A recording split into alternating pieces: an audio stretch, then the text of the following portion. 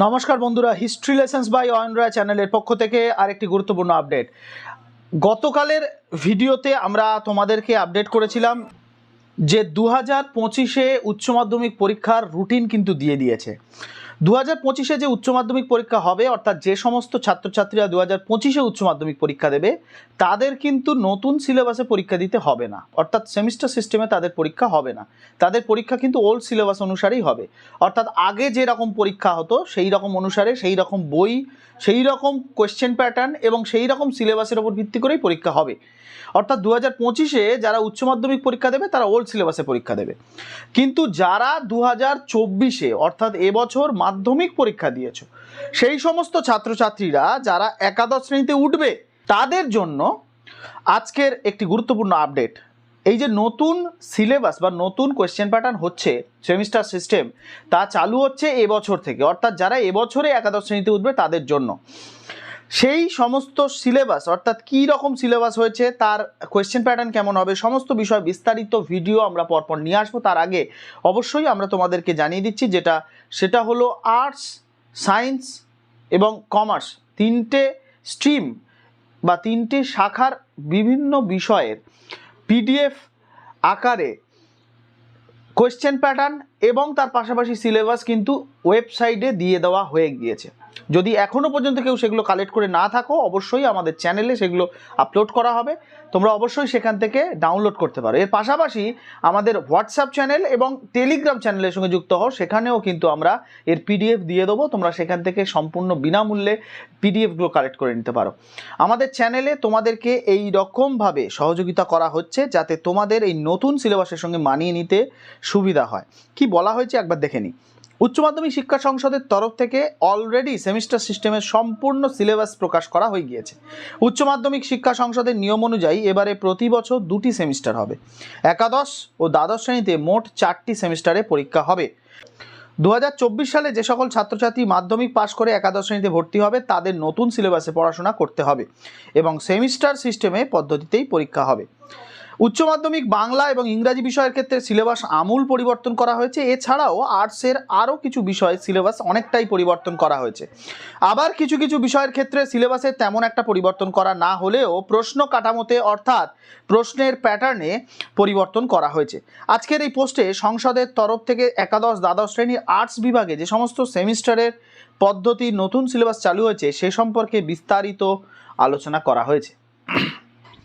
দেখো, তোমাদের একটা বিষয় পরিষ্কার করে দিই যে উচ্চ মাধ্যমিকে কলা বিভাগ বা আর্টস, সায়েন্স এবং কমার্স তিনটে বিভাগেই কিন্তু 2024-এর পর থেকে সেমিস্টার সিস্টেম চালু হয়ে যাচ্ছে। এই সেমিস্টার সিস্টেমটা আসলে কি, অনেকেই হয়তো তোমরা শুনে থাকবে যে সেমিস্টার কলেজ বা ইউনিভার্সিটি লেভেলে হয়ে থাকে, কিন্তু তোমাদেরকে উচ্চ শিক্ষার ক্ষেত্রে প্রস্তুত করে তোলবার উদ্দেশ্যেই এই নতুন পদ্ধতিতে পরীক্ষা ব্যবস্থার আয়োজন করা হচ্ছে।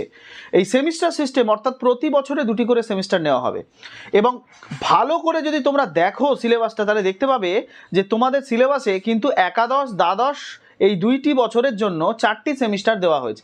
অর্থাৎ একাদশ শ্রেণীতে প্রথম সেমিস্টার, দ্বিতীয় সেমিস্টার এবং উচ্চ মাধ্যমিকে অর্থাৎ দ্বাদশ শ্রেণীতে তৃতীয় এবং চতুর্থ সেমিস্টার নামকরণ করা হয়েছে। উচ্চ মাধ্যমিকে যারা উঠবে, অর্থাৎ এই 2024-এ মাধ্যমিকের পরে একাদশ পরীক্ষা দিয়ে যারা উচ্চ মাধ্যমিকে উঠবে বা দ্বাদশ শ্রেণীতে উঠবে তাদের জন্য কিন্তু থার্ড ফোর্থ সেমিস্টার পরীক্ষা দিতে হবে। তারা যে নতুন করে আবার ফের ফার্স্ট সেমিস্টার সেকেন্ড সেমিস্টার দেবে তা নয়। অর্থাৎ একটা বিষয় একটু ভালো করে খেয়াল রাখো যে একাদশ এবং দ্বাদশ এই 2টি বছরে কিন্তু দুটো আলাদা সেমিস্টার হবে, কিন্তু তার একটা ধারা প্রবাহ চলবে, ঠিক যেমনটা কলেজ ইউনিভার্সিটিতে হয়ে থাকে। তোমরা জানো কলেজে এখন 4 বছরের পরীক্ষা হয়, অর্থাৎ 4 বছর ধরে তোমাদের কলেজের অনার্স পেপার চলে। এই 4 বছর ধরে মোট 8টা সেমিস্টারে পরীক্ষা হয়, অর্থাৎ প্রথম বছরের প্রথম সেমিস্টার এবং লাস্ট বছরের লাস্ট সেমিস্টারের নাম হয় 8 সেমিস্টার। অর্থাৎ প্রতি বছর কিন্তু প্রতিটা সেমিস্টার হতে থাকে এবং সব শেষে গিয়ে তোমরা গ্র্যাজুয়েশন বা গ্র্যাজুয়েট হওয়ার জন্য যে রেজাল্ট বা সার্টিফিকেট পাও, ঠিক তেমনটাই উচ্চ মাধ্যমিকের প্রসেসে করা হয়েছে। তোমাদের ফার্স্ট সেমিস্টার সেকেন্ড সেমিস্টার মিলিয়ে যে একাদশ শ্রেণী, সেই একাদশ শ্রেণীতে কিন্তু আলাদা করে কোনো নাম্বার ধরা হবে না। অর্থাৎ তোমরা বলতেই পারো যে একাদশ শ্রেণীতে আমরা এত নাম্বার পেয়েছি, কিন্তু গ্র্যান্ড যে রেজাল্ট, যে উচ্চ মাধ্যমিকের রেজাল্ট, সেইটি কিন্তু একদম 2026-এ গিয়ে, অর্থাৎ তোমাদের উচ্চ মাধ্যমিক পরীক্ষার পরে গিয়ে তোমরা পাবে এবং সেই রেজাল্টটা কিন্তু প্রথম, দ্বিতীয়, তৃতীয়, চতুর্থ এই 4টি সেমিস্টারের রেজাল্টের গড়ের ওপর ভিত্তি করে হবে। সুতরাং তোমরা যদি একাদশ শ্রেণীতে ভালো রেজাল্ট করো, দ্বাদশ শ্রেণীতেও ভালো রেজাল্ট করো, তবেই গিয়ে তোমরা উচ্চ মাধ্যমিকে ভালো রেজাল্ট করতে পারবে। অর্থাৎ 4টি সেমিস্টারেই কিন্তু তোমাদের ভালো পড়াশোনা করতে হবে। তোমরা ভুলেও ভেবো না যে একাদশ শ্রেণীতে তোমরা যা হোক করে পাশ করে গেলে উচ্চ মাধ্যমিক অর্থাৎ দ্বাদশ শ্রেণীতে গিয়ে থার্ড ফোর্থ সেমিস্টারে খুব ভালো রেজাল্ট করলাম, ভালো রেজাল্ট হয়ে যাবে, তা নয়। কিন্তু ঠিক যেমনটা কলেজ ইউনিভার্সিটিতে হয় ঠিক তেমনটাই সিস্টেম চালু করা হয়েছে। তোমরা সিলেবাস দেখলেও বুঝতে পারবে। আশা করি আজকের এই আলোচনাটা অনেক বেশি ইনফরমেটিভ হয়েছে। এই সংক্রান্ত কোনো রকম কমেন্ট, কোনো রকম জিজ্ঞাসা যদি থাকে অবশ্যই আমাদের কমেন্ট সেকশনে কমেন্ট করবে, আমরা কিন্তু তার যথাযথ উত্তর দেওয়ার চেষ্টা করব।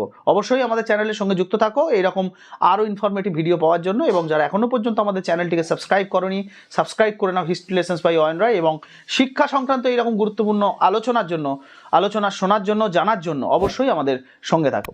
আর এই নতুন সিলেবাসের সমস্ত বিষয়ভিত্তিক যে পিডিএফ সেগুলো সম্পূর্ণ আমাদের টেলিগ্রাম চ্যানেলে পেয়ে যাবে। টেলিগ্রাম চ্যানেল লিঙ্ক ডেসক্রিপশনে দেওয়া থাকবে, সেখান থেকে তোমরা জয়েন করে নাও। Thank you, thanks for watching.